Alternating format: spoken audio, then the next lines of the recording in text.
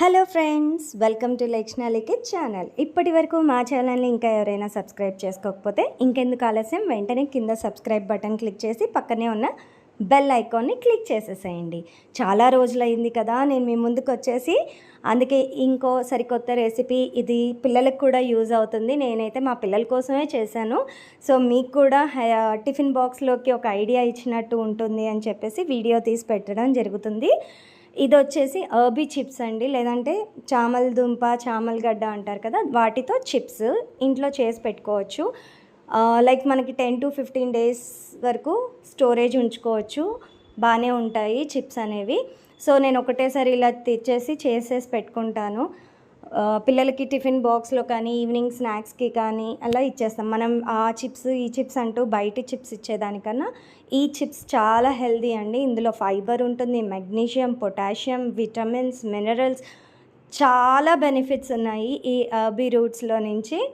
So ముందుగా దీన్ని నేను స్టీమ్ చేసుకున్నాను. మీరు కుక్కర్లో స్టీమ్ చేయడానికి ప్రొవిజన్ లేదు అంటే కుక్కర్లో వేసేసి 3 విజిల్స్ వచ్చేంత వరకు కూడా పెట్టుకోవచ్చు.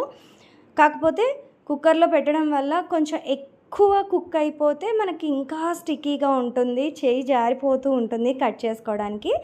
నేనైతే ఇక్కడ స్టీమర్ యూజ్ చేశాను. మనకు కావాల్సిన అంటే ఒక 10-15 minutes తర్వాత మీరు చెక్ చేసుకోవచ్చు.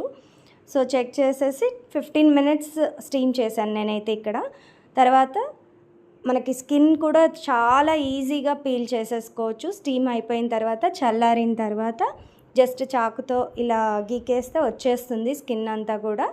స్కిన్ని మొత్తం తీసేసి చిన్న చిన్న రౌండ్ షేప్లో కట్ చేసుకున్నాను నేనైతే. మీకు కావాల్సిన షేప్స్లో మీరు ఇలా కట్ చేసేసుకొని, చాలా సింపుల్ రెసిపీ, ఫాస్ట్గా కూడా అయిపోతుంది అండ్ హెల్తీ ఫుడ్, అండ్ మనకి మెయిన్గా కిడ్స్ బాక్స్కి యూజ్ అవుతుంది.